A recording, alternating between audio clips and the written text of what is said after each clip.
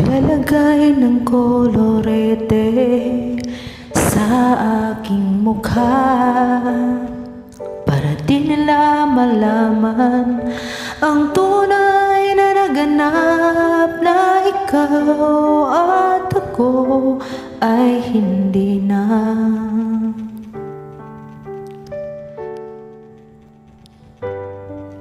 Iniinsayo pa ang mga ngiti para di halata.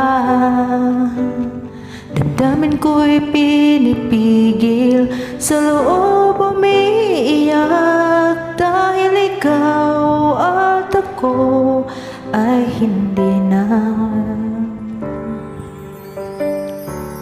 At ang hirap, magpapanggap pa ba ako na ako ay masaya, kahit ang totoo ay talagang wala ka na.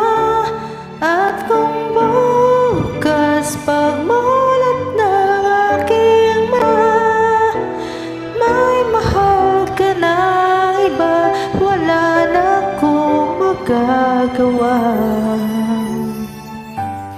Di ba?